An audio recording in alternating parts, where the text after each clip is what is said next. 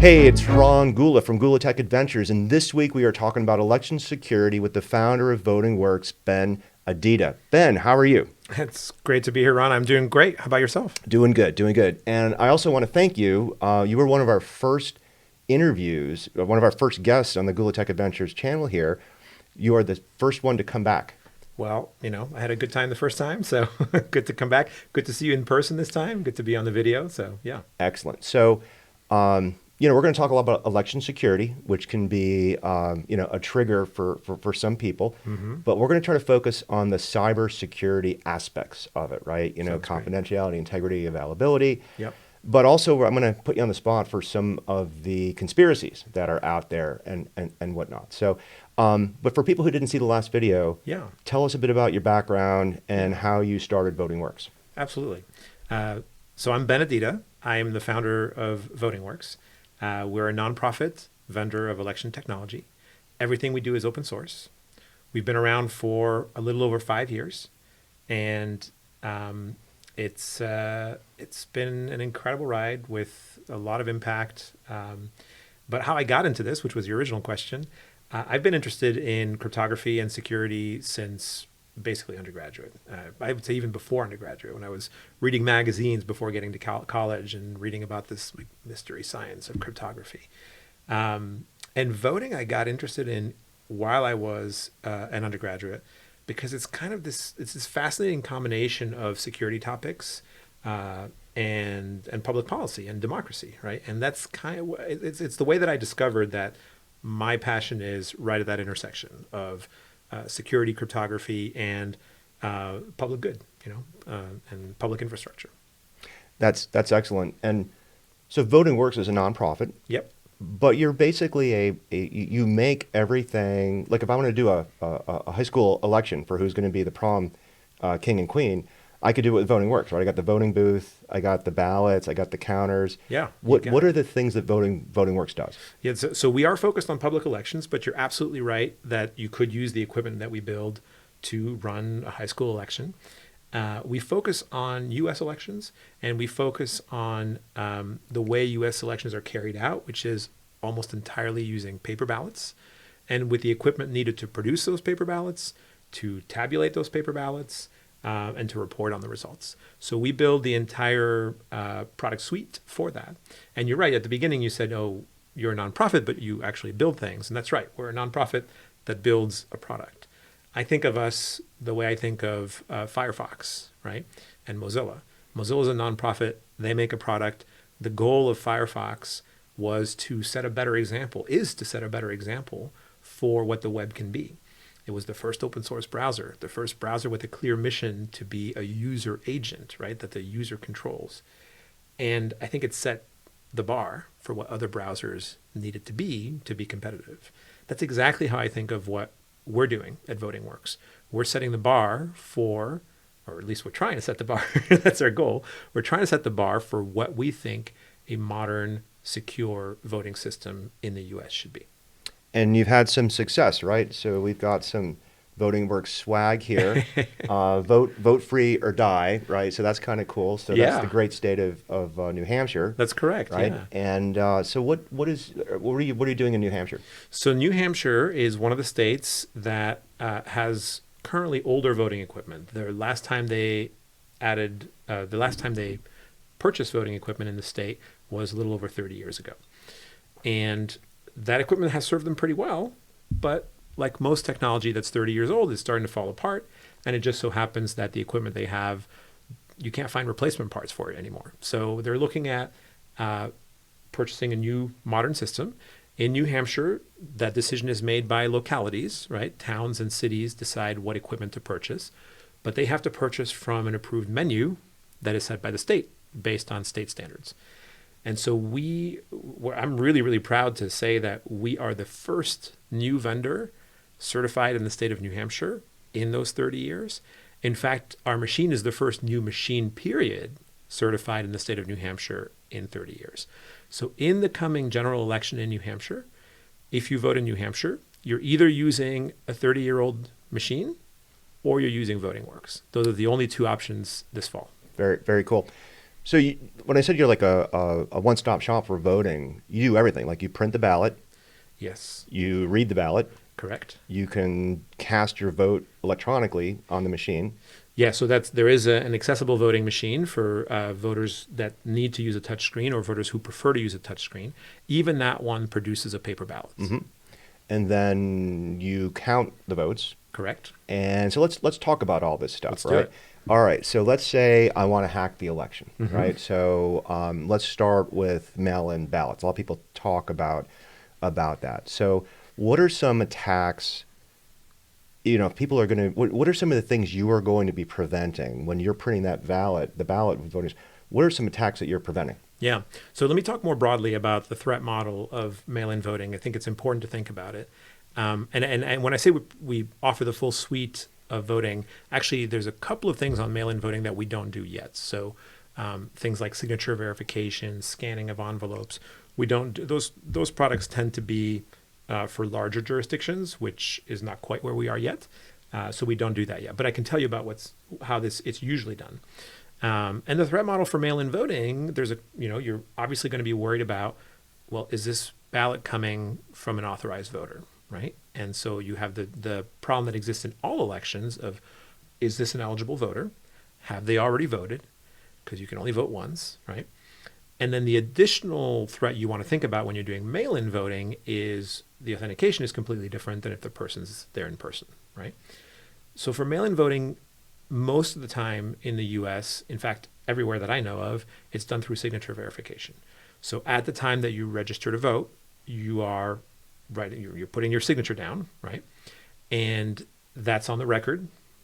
And that's going to be a signature you have to apply to the ballot, to the envelope rather. And then when that envelope arrives, they're going to check that against the record. So somebody manually compares the signature that I did when I signed up to my ballot. To the one that's do on they the do ballot. every one, or are they sampling? They do everyone. They do every one. Yeah, everyone. Interesting. And sometimes there are audits where they do sampling to see how well it was done. So there's an example in Georgia after 2020 where there were a number of questions that were raised about the entire process because the election was so close, right? And when you have a close election and the outcome is not exactly what people expected, right? They expected a Trump win by maybe 1 or 2% in 2020, and it ended up being a Biden win by 0.29%. So those are the situations that you come in and you audit. We've now triggered 100% of our audience. Right. I'm going to try to stick to the facts. There right? you go. There you go. as best I can. But in that situation, that is a reasonable time for people to start asking questions like, how did things go, right? Did we do every step of the process correctly? And I can tell you about the role that we played at VotingWorks in helping some of that. But there's an element related to vote by mail that we played no role in. That I believe they brought in the GBI, the Georgia Bureau of Investigation, to look at the signature verification process they had used in Georgia, and they did use a sample, but then for each one that they sampled, they went really deep to make sure, like, okay, was that actually, they had like handwriting experts looking at it and whatnot and confirming, okay, given that sample, given how closely they looked at it, the signature verification was done properly. But in the normal election process, like when you're just running the election, every signature is checked. And oftentimes at scale, it's checked on screen, right? So the envelopes get scanned, and then on the screen you see the signature that you're supposed to have and the signature that you do have. And if there's any doubt, the beauty of it is in a number of states, there's what's called a cure process, where if you're not certain, first you can escalate to somebody who's better at doing the verification. But if you think, no, this is not good enough, in a lot of states now they're implementing a process where the voter can get a text that says, hey, we were not able to verify your signature. Can you come in and like cure it, basically? And that process can recover a number of ballots that almost all the time, in fact, overwhelmingly, it's just a mistake. Like the person's signature changed, or they forgot to sign it, or they didn't realize they had to sign it the same way. My signature changes like every time I sign something. Right, exactly, So exactly. It's interesting. Now, another thing we talk about with mail-in is this concept of ballot harvesting, where I'm going to go to a retirement community, Right. tell people how to vote, bring that, what are the defenses against that? So the ballot harvesting problem that you talk about, so there's different definitions of it. Usually ballot harvesting is talked about as everybody's filling out their ballots, but you have folks that are walking around and collecting them And to maybe make it easier to cast. if I want to right? get more Republican votes, I'll do that in a Republican area. Yeah. Maybe all those votes are legitimate. I'm just making it easier. And then same thing, if I'm trying to get more Democratic votes, I'm doing that. You might do that, yeah. And then there's the evil case where I'm actually going to go in and fill it out for, elderly grandpa, Right. mom, and dad, and then, make them do that kind of So stuff. that's the line I wanted to Yeah, draw, right? yeah. Like ballot harvesting, if you're just picking up envelopes and dropping them off, there's an argument to be made that that's the same thing as offering people rides to the polls. And you could target your rides to the polls, just like you said, if you want to skew one way or the other. Some states consider it to be perfectly legal. Other states consider it to be illegal to do this harvesting. And honestly, I think that's a policy decision, right? If folks are actually voting their conscience and sealing that ballot, whether you choose to allow people to gather a bunch of ballots and deliver them, it depends on the judgment call you're making that in the moment, is it more likely that that person is effectively has coerced somebody to vote one way or another? Or is it just the equivalent of driving somebody to the polls? Have we had cases where I just invent Yeah. people and I submit votes for these invented personas? Like, we do that in cyber all the time. I do Right. phishing emails. I create personas. Why can't I create 1,000 fake people in, these people in New Hampshire Yeah. and just flood them with false votes? So those people would have to be registered to vote, right? When the vote is received, a ballot is received rather, you check the signature. You're checking it against the registration record. So could you flood a registration and could you insert a bunch of fake people? That would be pretty tricky because they're going to check those against state records. They're going to check them for U.S. citizenship because obviously only U.S. citizens get to vote. So if you're thinking about like stuffing the ballot at casting time via vote by mail, that's going to be pretty hard because they're going to check all those ballots against the registration list. What about if I have access to a large database Mhm. of people, such as we've seen compromised Yeah. from various places? I got a list of people and addresses. Maybe I know I can pick 1,000 people in a jurisdiction Right. and spoof them with the assumptions that maybe only 1 in 4 people are voting to begin with. So 3 out of those 4 people I submit, they might Yeah. actually get through. So you'd have to get your hands on ballots and you'd have to get your hands on envelopes, on return envelopes. But let's assume you can do that. Like you got one. Let's assume you've got an operation. You can clone those ballots and whatnot. You're going to have to make sure you don't make any mistakes. Because if you make even one mistake, like the wrong ballot style, right? Like you think this person over there has ballot style 12, but actually they live a street over, they have ballot style 13. If there's an inconsistency, that's going to be detected on the receiving end. And if that leads to suspicion of somebody's doing something fishy, there's going to be an investigation. And we've seen these things happen. It's not that voter fraud never happens. There is some small amount of voter fraud that happens, whether it's vote by mail or in person, by the way. Sometimes people are registered in 2 states and those states don't connect their voter registration database, which is something we should talk about in a second too, right? The coordination across states. So it does occasionally happen, but when it happens and when it's caught, the penalties are huge.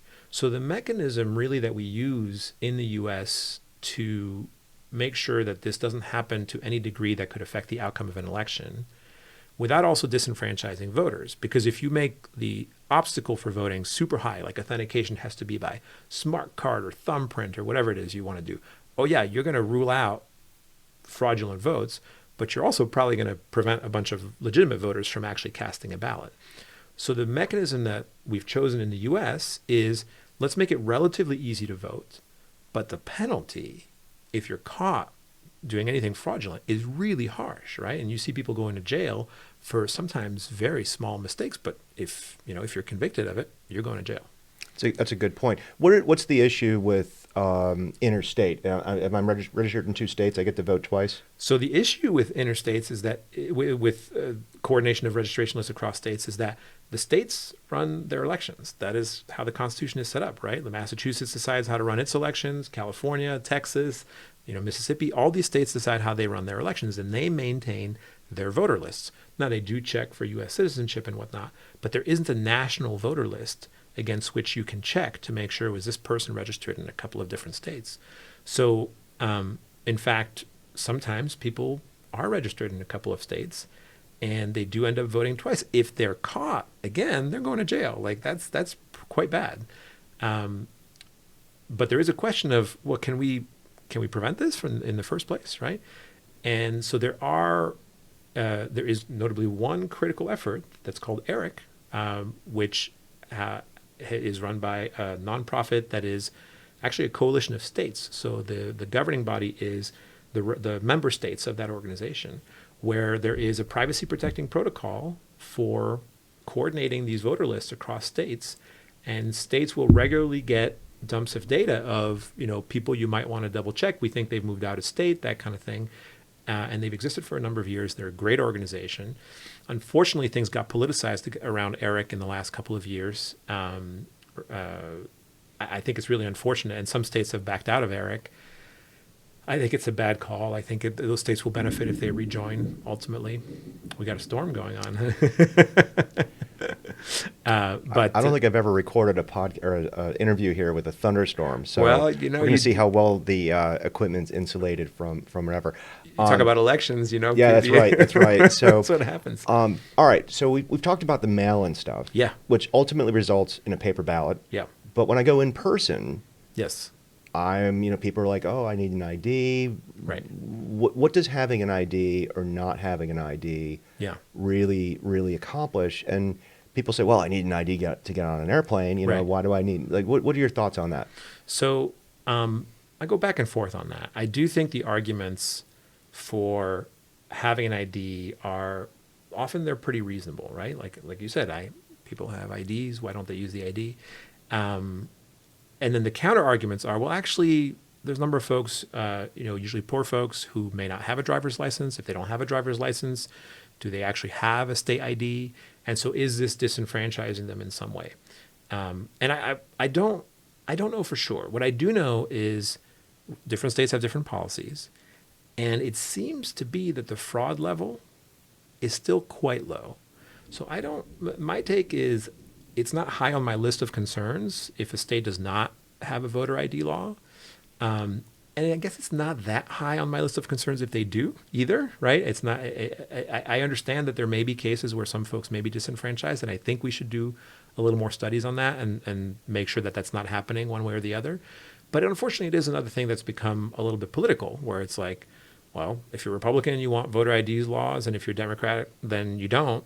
And I would prefer if we just looked at the science, looked at the data, right? I think both of those claims are reasonable. The claim that folks might get disenfranchised if you set a bar where not everybody has that ID, and the claim of will you build more confidence in it if you know that everybody's ID is being checked. Both of those are reasonable claims.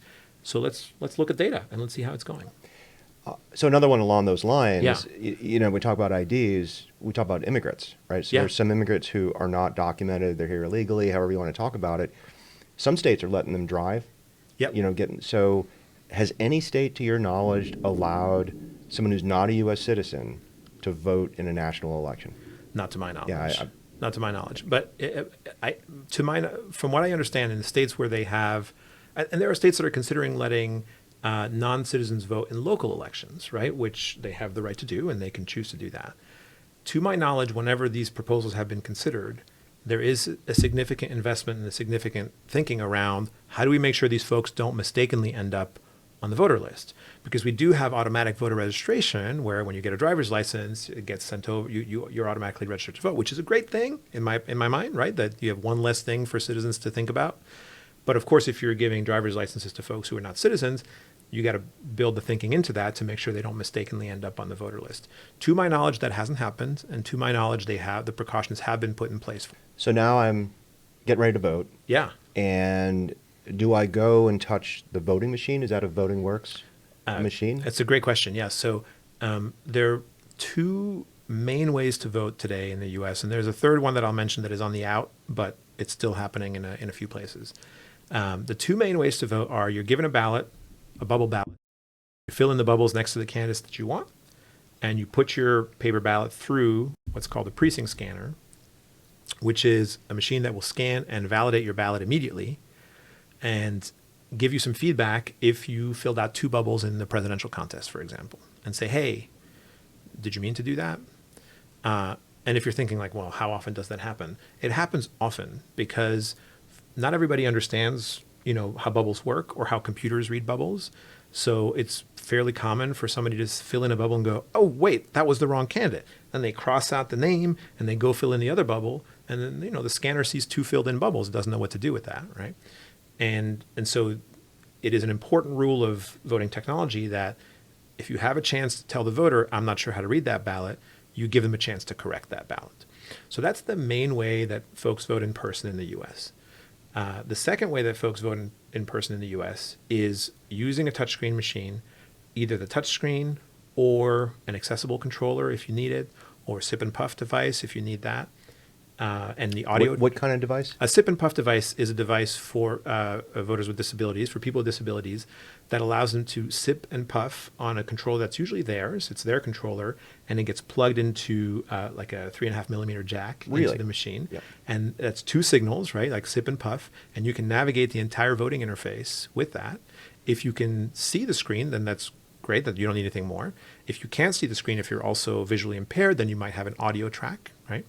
And so those are called ballot marking devices because you are using a device that marks the ballots. And in some places, that is the way that everybody votes. So the ballot marking device is for everyone, including voters with disabilities and voters without disabilities. But you still get a paper ballot that you can verify with your eyes if you can, or the machine can read it back out to you. And so those are the two main ways that you vote in a modern way in the U.S. today. There were a number of machines deployed in the early 2000s that some of them are still around where there's no paper. It's just the ballot marking device without the paper. So all the accessible interface I just talked about, the touch screen, and then it's just recorded in memory and you're done. And that was all the rage in 2003, 2004. And it's on the out now as people. I think I remember carrying like the USB stick. Yeah. To the. And I always felt, how do I know what's on here? How do you know what's on here? How do you know if there's not a bug in that machine that flips the vote? The secrecy of the ballot makes verifying a non-paper election particularly tricky. What does a recount mean if you have only memory sticks? You just press the button again and you get the same number. Is that confidence in the outcome? It's important to realize that the reason these machines came about was in part that managing millions of paper ballots is a very difficult logistical operation. And making that accessible to voters who have disabilities is also difficult. So logistically, using these paperless machines in the early 2000s was particularly useful. And election administrators really liked them because you had fewer ways to screw things up. No printers, no paper to get jammed, nothing like that, right? But ultimately, when security folks started really looking at these machines in the early mid-2000s, everybody was like, wait, what are we doing here, folks, right? Like, this is not the right trade-off. You always have to have trade-offs, but this trade-off is not right. And so over the last number of years, we're basically in a world where 95+% of voters are casting a ballot on paper now in the U.S. So regardless if I vote mail-in Yeah. or I'm in person, Yeah. I've got a paper ballot. Yeah. A voter verifiable paper ballot Yep. where you can look at it and say, that's what this ballot means. It's not mediated by technology. It's like you can tell privately what you voted for. But now I've got, maybe for a county, 50,000 voters, small county. Small county's 50,000. Now I got to LA count County's 50 6 million ballots, right? Yeah. So now I got to count 50,000 Yeah. votes. Maybe I can't start counting until the voting day, right? Maybe I can, Right. Everybody's a little bit different, right? But how does one go about counting that stuff accurately, Right. and in a way where maybe the precinct manager counted things one way and reports things another way? Yeah. So a lot of different questions there. First, the first question is, how do you know that the equipment's counting these ballots correctly, right? And so one of the advantages of precinct scanners that I was mentioning earlier is that they're counting as they're scanning. So at the end of the day, when you close the polls, you can press the close polls button and you get a report right away. Like, you don't have to wait within 5 minutes. That's how the VotingWorks equipment works. You close the polls, you get a report printed out. Usually you post a copy on the wall. Usually there's press that take a picture. There's a snapshot of the results. And so later, if the results change, you can start asking questions like why did those results change? And having these checkpoints, having these logs, having all this evidence, that's really the name of the game in voting security, right? It's about accumulating mountains of data points so that when you look back at it afterwards, when you go deep, if you want to audit, you can say, that was an innocent mistake, didn't affect the outcome, everything looks good. Or actually, we've got an issue and we need to investigate more. It's all about logging and evidence, a lot like what we do in security in other fields too, like log everything. And then you can use forensic tools to like go through and figure out what happened. So that's what we do for precinct scan ballots. For mail-in ballots, you're right that there are questions about when do you start scanning those. And a lot of election administrators want permission to start scanning early so that they can be done sooner. And I think that's generally a good idea, because if you're counting hundreds of thousands of ballots starting on election day and you've been receiving them for days, why are we doing this to ourselves? There's no there's no good reason for that. So that's how you do it. Now, how do you know the machines are counting ballots properly? Both potential errors, Yes. right? A feature, maybe a bug, right? Yeah. That reads things, or has it been tampered with? Absolutely. Right. So all sorts of attacks there. Absolutely, right? And I do think you should think about those two things separately, right? There's a lot of standard testing of voting equipment that looks at innocent mistakes that could prevent a ballot from being counted properly, because usually that's what's happening, right? Usually there's an innocent mistake, a candidate that had to drop out at the last minute or be added at the last minute, and the machine is misconfigured. It's, we've seen this happen in Antrim County in Michigan. There was a big hoopla around that. That was a human mistake. Literally, votes go to the wrong candidate. Went to the wrong bucket. Yeah, exactly. Right. Because of an election programming thing. Now, I'm going to slip in a little like pro VotingWorks thing here just for a second. I'm trying to be as objective as I can, and then I'll pitch what we do. We're working really hard on the product we have so that it's foolproof, so that you never end up with something goes in the wrong bucket. You might end up with a scanner saying, I actually don't know how to scan that ballot. It looks different than what I expected, but I'd rather that be the error than a silent error that ends up counting the vote for the wrong candidate. So it's one of the things we're really focusing on to make sure the equipment is foolproof. That said, you could have some gunk on the scanner. You could have a ballot that was misprinted by the printer. You could have any number of things. You could have a misconfiguration where the election definition just forgot the last candidate on the list, right? So it's like happily counting everybody except the last candidate on the list. So there's a bunch of testing that happens before an election that's usually called logic and accuracy testing. And it is exactly what it sounds like. It's logic and accuracy. And it's there to control for honest mistakes. So the way that usually works is you configure the equipment exactly the way you're going to use it on election day. And then you put a bunch of test ballots through that have a pattern on them that touches every candidate and various patterns.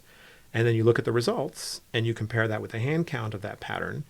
And you can control for almost every honest mistake that can happen that way. You can't control for malicious issues, but you can control for honest mistakes. And that happens everywhere around the country. Everywhere we've worked, you see it. We've seen it in Mississippi, we've seen it in New Hampshire. Like every state does this kind of testing.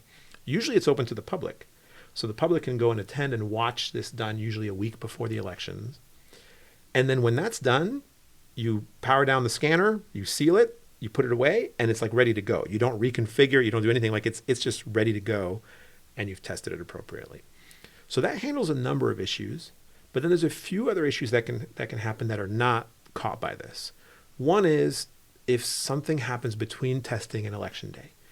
Somebody puts in a ballot with like a lot of ink, a super wet ballot with a big fat marker, and that leaves a streak on the scanner, and then it's miscounting ballots after that. You can't catch that a week before the election, right? So that's something that could happen. Or somebody hacked the voting machine, and it's like, oh, it's election day, I'm going to start counting things differently now, right? This is the nightmare scenario everybody's worried about. There's one way to control for all of that, and that's a post-election audit. And a post-election audit, the best kind is something called a risk-limiting audit. That's a concept invented by Professor Philip Stark over at Berkeley.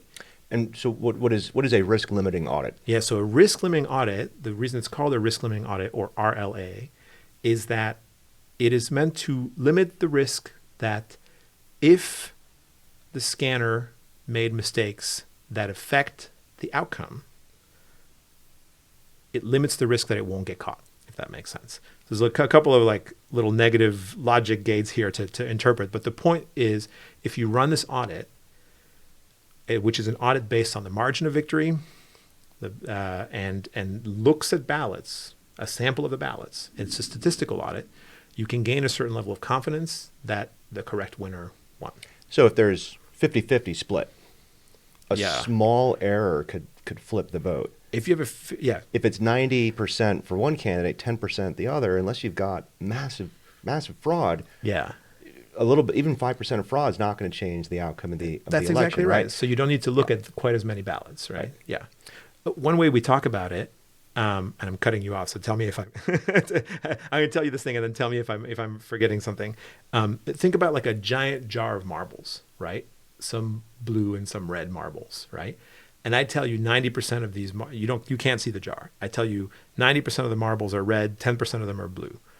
Like, all right, let's shake up this giant jar and take a small sample, and like, it's gonna be pretty clear if it's 90-10. Right. I don't need that many marbles to see that show up statistically.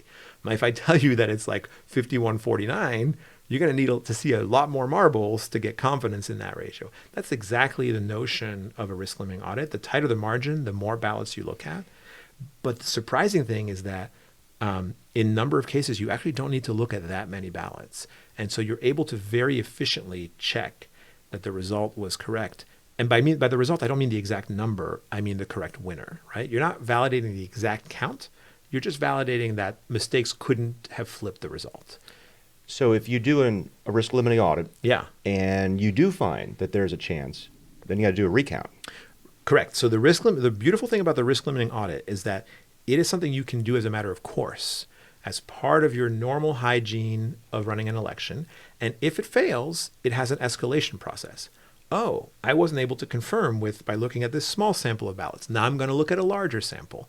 And if underlying it all is an actual problem that affected the outcome of the election, there's a natural escalation of the audit to a full hand count. The reason we don't do a full hand count to begin with is it's extremely expensive and extremely time-taking to do it well, and it's unfeasible to do it on 40 contests. But if you're looking at, say, the presidential contest, and you're only escalating to that very expensive action, if there's a problem, that's okay, right? That happens once in a blue moon, right? It's kind of what happened in Georgia in 2020. There wasn't a problem, but there was a very tight contest, the Trump versus Biden, right? Actually, it's a risk limiting audit that we helped at VotingWorks carry out for the state of Georgia. That, because we were using some, there's a little bit of inside of details here about risk limiting audits. There's different algorithms for them. Some of them are more efficient than others in terms of the size of the sample. At the time, the algorithm we were using was an older one that wasn't super efficient in the case of tight margins. So it required looking at every ballot. And so if you remember in November 2020, Georgia looked at every ballot. That was a risk limiting audit that effectively required looking at everything because the margin was so tight. And when you say looking, they're visually looking. Yeah. So let's assume China Yeah. wants to tip the election a certain way. Yeah. And they're not going to hack every voting machine, right? Mm-hmm. They're going to hack just a few precincts where they think a small amount of voting in their candidate's favor is going to go a certain way. So, is it far-fetched to think that somebody could insert code into these things that's going to minusculely move the vote 5%, just in a close race? We're being hypothetical here. Absolutely. No. This would be a great movie, right? It would be. I think I would enjoy that movie. I'm not sure everybody else there you would go. enjoy that movie. But then the risk limited auditor saves the day. Right, exactly. Right, Yeah, that the statistician yeah, comes out yeah. on top. Well, I think you're asking, but the nature of your question actually gets to the nature of the audit, right? How much would China need to modify to flip the outcome of the election? And if the margin of victory is like 20 points, if it's 60-40, they would have to flip a lot. That's you're gonna see that very quickly, right? And the hack I think you're talking about is one where the machine is reading the ballot incorrectly on purpose, right? Like sees a vote for one candidate, flips it to the other. The risk limiting audit will catch that pretty quickly when the margin is so high. It's like you're claiming a 60-40 margin. I should be able to see that very quickly with a small number of ballots, right? Now, if you're talking about a very tight election and somehow China knows ahead of time that it's going to be a very tight election, and so they know that they only need to flip 0.5% of the vote to make it happen, they can't quite concentrate that all in like a handful of precincts because the numbers at those precincts would be so out of whack to have an impact over the whole state that you'd be like, that's just wrong. It can't. This county is blue and it became red, or it's red and it became blue. Like that can't happen, right? So their strategy would probably be to modify stuff across the board, so it's kind of lost in the noise, right? And in that case, a risk limiting audit, because of the tight margin, is going to have to look at a lot of ballots. So that's inherent, right? Like if the margin is tight, which means that the opportunity for the attacker is greater for them to have an impact, the audit work is higher. That makes sense. That's logical. So the people that you're working with, Yeah. in these precincts, Yeah. who are they? Who, when you go in and somebody signs you in and they're administering this stuff and they're doing this, who are these people? So poll workers at voting locations, they tend to be local folks. Oftentimes they're retired folks who want to, spend some time helping democracy. They're getting paid a little bit for it. So sometimes it's people who can use the money, right? And both want to serve and can use the money. So that's the folks who are working at the precincts. The folks who are running the election, the county clerk, often is an elected position, right? In some counties, it's a full-time job. In some counties, it's a part-time job, if it's a particularly small county.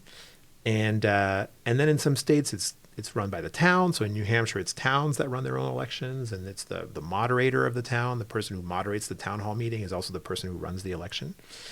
And I'll take your question to say that, one of the greatest privileges of this job that I have is I get to meet election administrators across the country.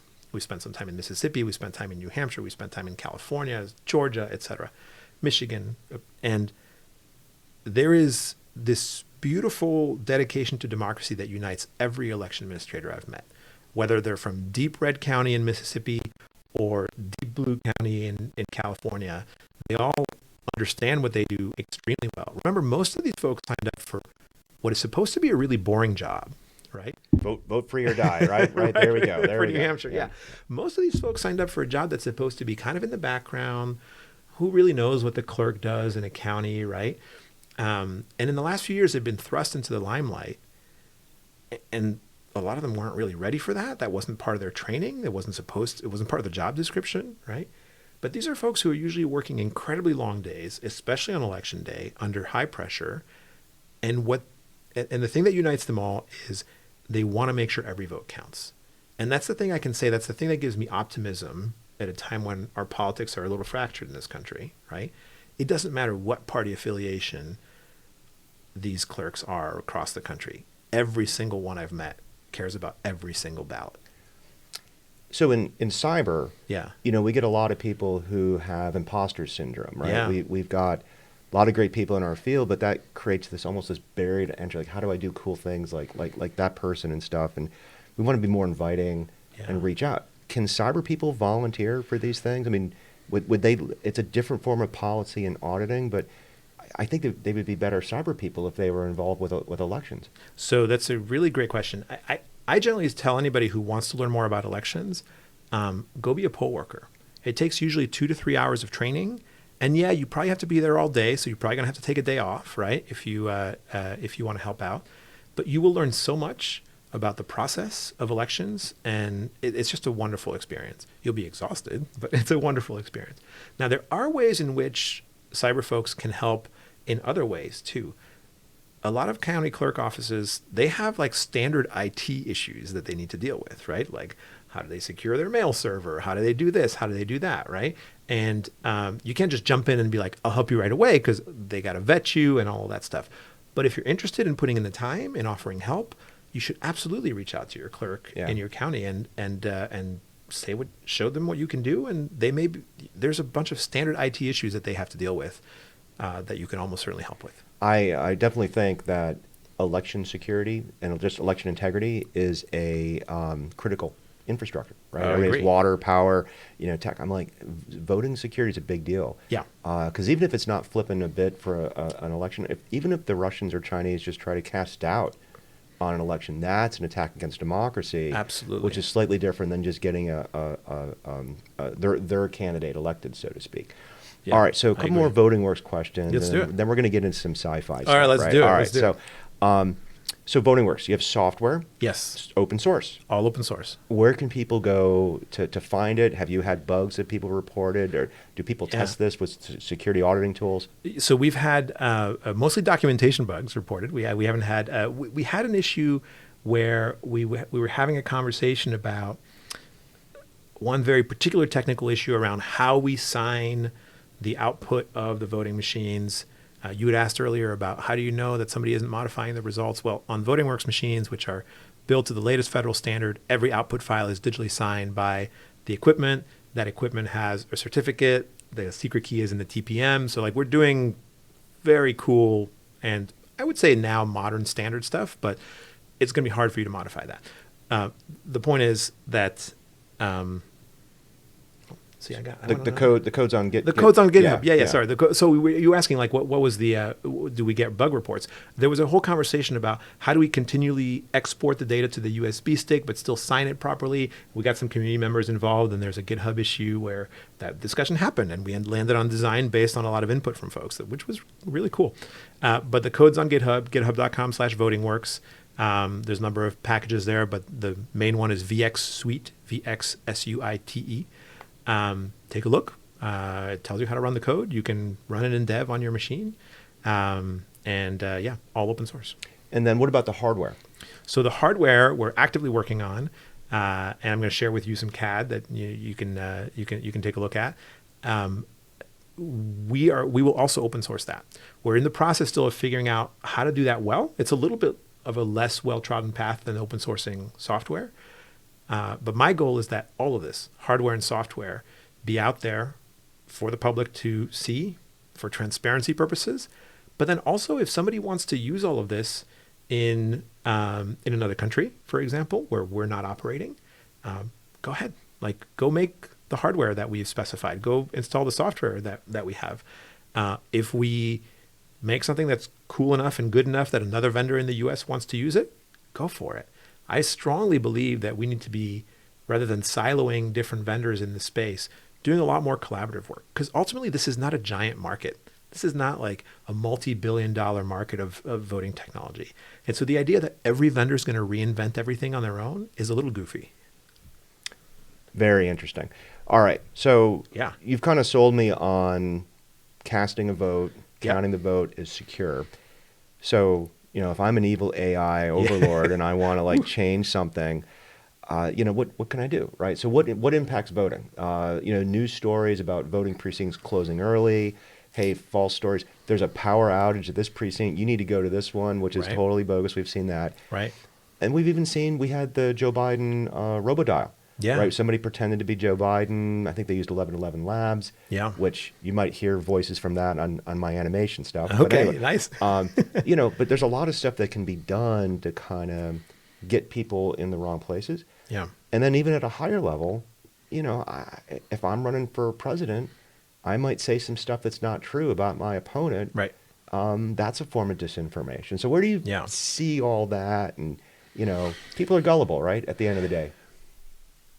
And I see it a little bit differently, which is people don't have a whole lot of time to understand all the details of this. And so if they're going to vote, most people are just going to, they don't want to spend hours figuring out where they're voting, how they're voting, et cetera. So you're right that they're susceptible to misinformation on that front. It's not new. Obviously, AI is new. But disinformation, misinformation in the election space is not new at all. The old stories about like, oh, I got a robocall saying that like Republicans vote on Tuesday and Democrats vote on Wednesday. That's like the tale as old as time. It's been around for a while, right? Like, so I think what we have here is different tools and different levels of scale of what those attacks could look like.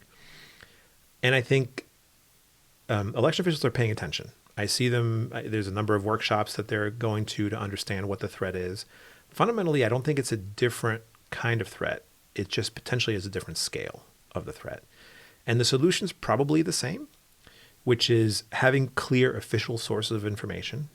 Over the last few years, a number of counties and states have started moving their URLs to .gov as a sign of like, if it's .gov, it's official, right? Because not everybody can get a .gov to try to be the official channel, right?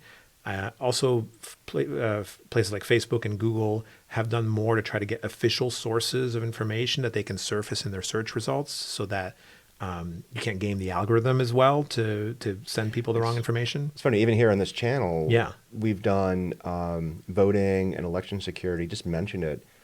YouTube won't let us kind of push that content. Right? That's right. So it's very interesting. They're trying to be sensitive to that.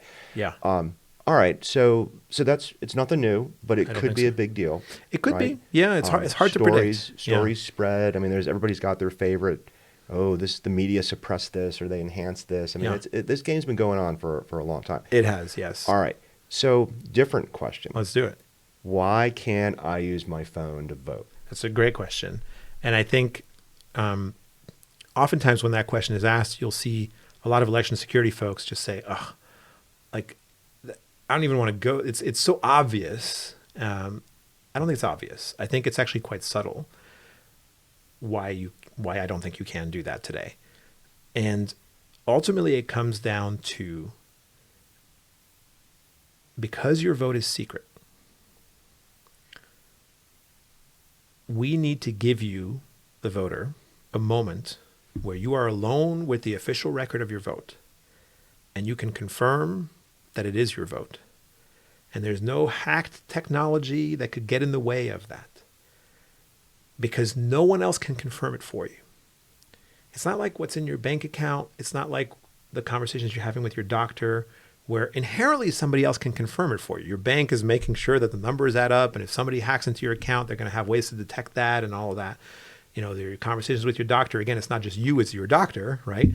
In all of these other secure scenarios, there's other parties involved that get to look at the plain text, right? In voting, there's just you. And so we have to give voters some medium that they can verify on their own without any technology required. And the only way we know to do that is paper. Have there been experiments with electronic voting? There's definitely experiments. And you know, the problem with these experiments is the usual conundrum of the security conversation, where you go, I ran this experiment, nothing went wrong, let's scale it up. Of course, nothing's going to go wrong until you get to actual scale, right? Who's going to hack your mobile app until it actually means something, until it can actually affect the outcome of this? So, but it does mean that for folks who are not versed in threat modeling and understanding that, like, yeah, of course the attacker didn't come to your local election website because they don't care, but they will care once you're voting for president. That's obvious to cyber folks. That's obvious to folks who understand, like, at a certain scale, you attract different attackers. It's not as obvious to the public. There's analogies that folks like to use. One analogy from my thesis advisor, Ron Revest, is, I can, when people say I can bank online, why can't I vote online? His analogy in the past has been, I can land on the moon, why can't I land on the sun? You just can't. You just can't. Like, there's nothing we know here that allows us to do that. Now, it's catchy, but I want to be honest. I think we have not, as a community of election security folks, we have not really been able to give a great, crisp explanation of why it is so scary to just about all of us. And then the part where things get really tricky is, in some cases, we don't have a really great answer for saying no. So it comes up a lot in military voting, right? What if I can't get a paper ballot back in time? Do I not get to vote? And usually the things that election security folks are worried about is real, which is, well, if I allow it in this small use case, then it will expand, and then it's like allowing it for everybody, and then we've got a problem. That's real. But it doesn't change the uncomfortable fact that we don't have a great answer for some of these edge cases, like military voting. All right. So if I'm a precinct, and it's probably too late for the election in a couple months, right? Yeah. Right. Well, if you're in New Hampshire, you can still talk to us. Okay, that's because you've been certified there, right? Correct. So We will be. We have 5 towns that use their equipment in March, and we now have I think 12 for the fall, and so there's still a little bit of time if you're in New Hampshire and you happen to be listening to this podcast. So that's hello, New Hampshire. There you go. So the vote's over, you Yeah. know, and that's probably the time people are going to think about refreshing their technology. Yes. You know, your nonprofit, this is not free, right? You got to Correct. go on. We sell the on equipment. there. Absolutely, You got to yeah. train these people. You got to spend some time, work Yeah. with them, stuff like that. So how do people contact you? Yeah. So go to our website, voting.works. There you can email us at info@voting.works or hello@voting.works. Basically, just about anything that's like a greeting, you can contact us at. But you've got the right idea, which is right now the voting equipment that folks are using for the fall is pretty much set. You know, modulo a few towns here and there. But what happens in 25 and 26 is really interesting because in a number of states, their equipment is coming to its end of life, 10, 12, 15 years. There's also a new federal standard called VVSG2, Voluntary Voting Systems Guidelines 2, that has just been finalized, and there's just starting to be equipment to that standard probably in the next year. We expect to be one of the first to have equipment certified to that. When you consider that the previous standard is from 2005, predates the iPhone, there's a pretty good reason why states who are looking to upgrade in 25 and 26 are going to be looking to the new standard. And so if you care about voting technology that's transparent, open source, built to modern security standards, the next couple of years are going to be really interesting. And we hope to play a big role in that. And if people want to donate, you're a nonprofit. We're 501c3, get in touch. We'll chat, and we'll be happy to take your contribution. Excellent. Well, Ben, thank you very much for coming on the show a second time. Yeah, of course. I wish you luck correctly counting votes. Thank you, Ron. Not letting the AI, Chinese, Russian threats, change our outcome and whatnot. Thanks everybody for watching the interview here with Ben. We're going to put all this information linking to VotingWorks in the description to the channel. If you want to hear more great interviews like this and see more content, give us a like. Connect with us on LinkedIn, and I just hope everybody who hung in here has a great week and votes in the next election. Yeah, register to vote. Vote. All That's right. important. Ben, thank you very much. Thank you, Ron.